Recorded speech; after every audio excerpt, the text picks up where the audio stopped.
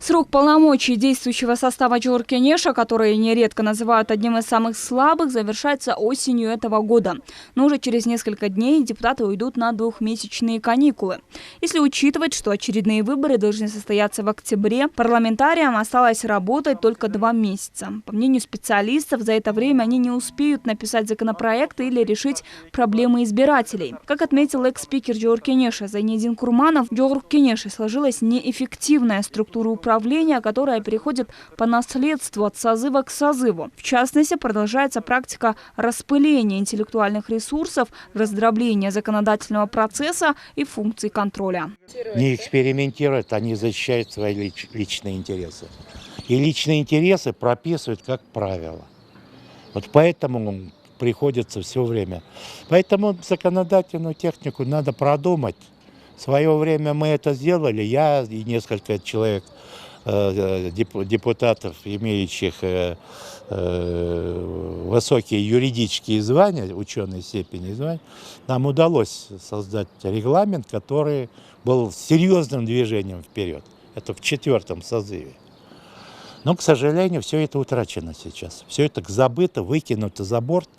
По мнению политологов, этот созыв парламента запомнится скандалами и уголовными делами, смешными высказываниями и коррупцией, скандальным законопроектом с плевками, а также тем, что сняли с Алмазбека Атамбаева статус «экс». По мнению политологов, всем уже известно, что нынешний созыв не смог ни проявить свою силу, ни волю. Что тут говорить, если народные избранники под конец сезона приняли в день по 30, а то и по 50 законов. К сожалению, действующий созыв Джоркенеша стал органом, который беспрекословно исполняет то, что ему скажут, откуда бы этот приказ не исходил. Он превратился не в решающий проблемы парламент, а послушно голосующий.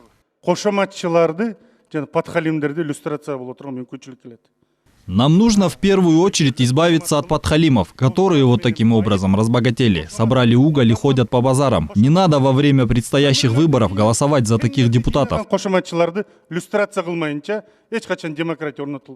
В целом, 6-й созыв парламента Кыргызстана останется в истории и памяти народа тем, что не проводил свою независимую политику, а также неуместными заявлениями депутатов и ошибками, которые они периодически допускают. Несмотря на то, что Кыргызстан избрал путь парламентской формы правления, прописав это в Конституции, преобладают мнения, что центром принятия решения в стране остается президент и его аппарат. Признают это и сами депутаты Джоркенеша. В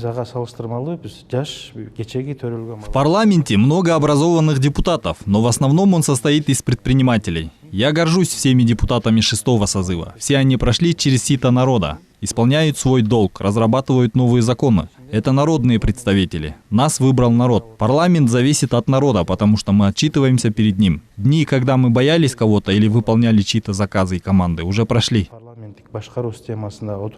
Кроме этого, политологи считают, что за 6 лет депутаты не смогли ни разу сказать резкую критику в адрес президента или власти в целом, не смогли вынести на обсуждение особо важные вопросы, как, например, Кумтор. Политологи считают, что этот созыв парламента был одним из самых слабых за всю историю независимого Кыргызстана.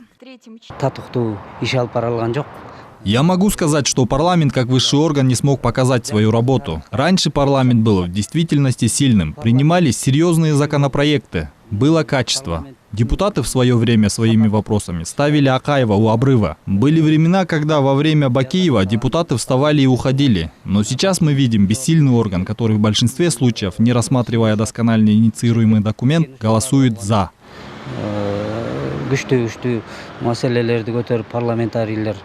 Исходя из всего этого, политологи рекомендуют не продавать голоса во время выборов и дать голос за действительных профессионалов.